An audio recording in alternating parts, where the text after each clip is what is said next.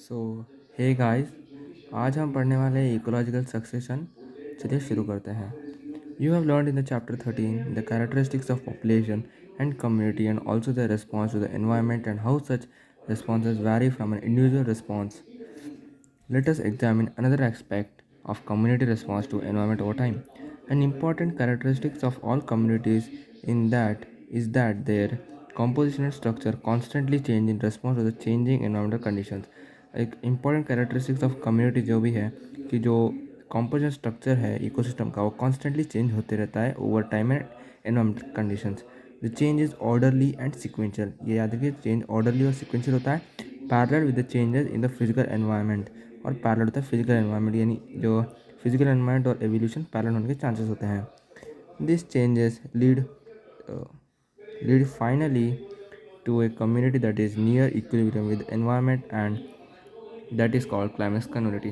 तो इतने सारे चेंजेस होने के बाद एक फाइनल कम्युनिटी बनती है जो एनवायरनमेंट के साथ इक्विलिब्रियम में रहती है, और इस कम्युनिटी को हम कहते हैं climax community. The gradual and fairly predictable change in the species composition of a given area is called ecological succession.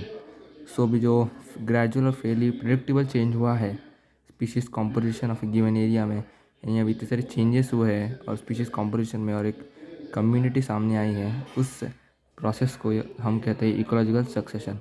During succession, some species colonize and their population become more numerous, their population other species decline and even disappear.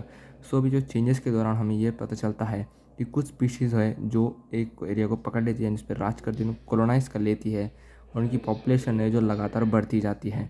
वहीं दूसरी species में जो population है वो घटते जाती है, और फिर कभी कभी तो एक्सटेंट या फिर डिसअपियर भी हो जाते हैं उस एरिया से।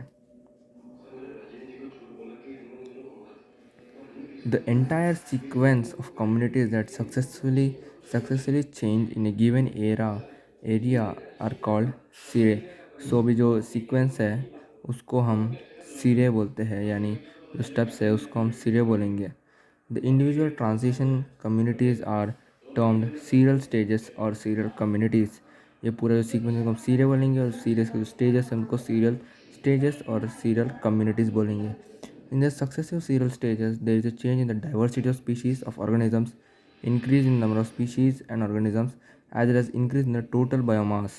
So ये पॉइंट याद रखेगा कि जो सक्सेसिव सीरियल स्टेजेस में हमें तीन चीज़ें देखने को मिलती है: change the diversity of species, change the diversity of species and increasing the number of species and organisms, दोनों में इंक्रीज होगा, और जो टोटल बायोमास है उसमें इंक्रीज होगा।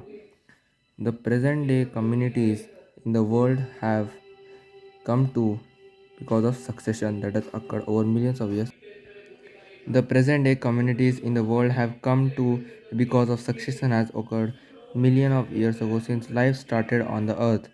So जो अभी हम हैं, हमारा जो कम्युनिटी है वो मिलियन ऑफ ईयर सक्सेशन फिर इकोलॉजिकल सक्सेशन होने के बाद हमें मिला है। Actually succession and evolution would have been parallel process at that time. उस टाइम पे जो सक्सेशन और इवोल्यूशन है दोनों पैरेलली हुए होंगे।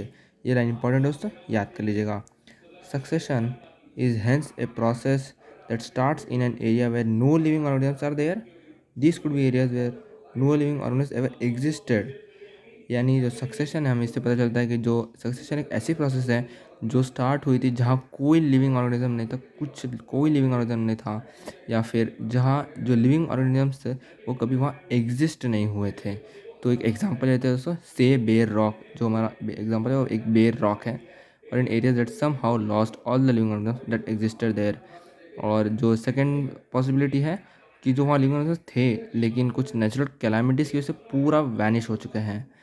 The former is called the primary and secondary is called secondary.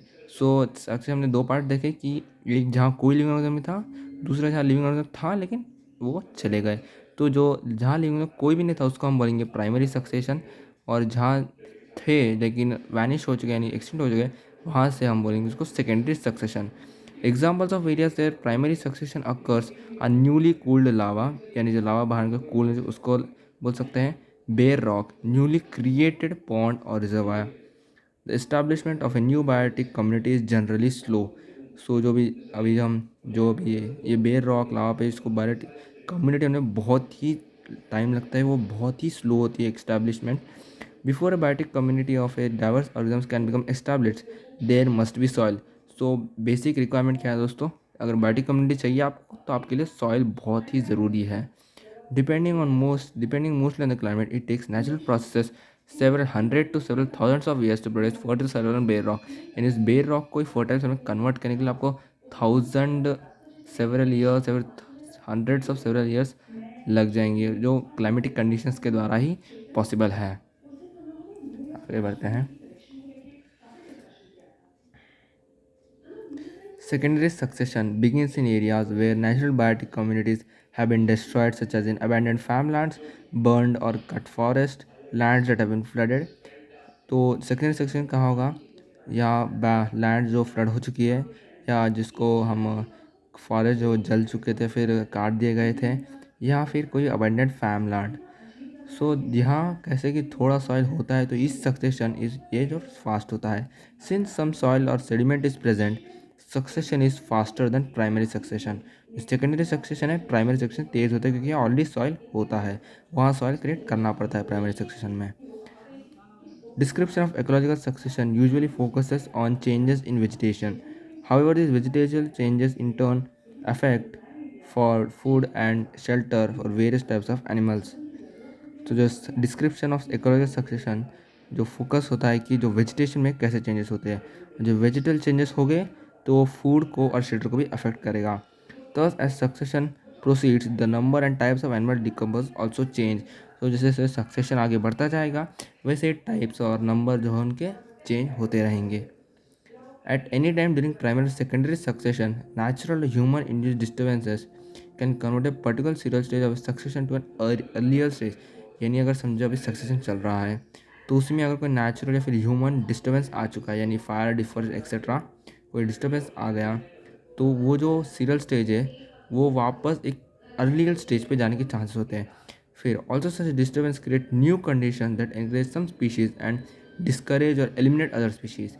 यानी जो पहले के अर्ली स्टेज में जाकर उसको और टाइम लगेगा, और साथ ही साथ ये डिस्टर्बेंस की वजह से कोई स्पीशीज़ भी आ सकती है जो ऑलरेडी वहाँ स्पीशीज उसको एलिमिनेट भी कर सकती है। तो दोस्तों अगर आपको वीडियो अच्छा लगा हो तो चैनल को वीडियो को लाइक कीजिए, चैनल को सब्सक्राइब कीजिए। मिलते हैं आपको अगले वीडियो में।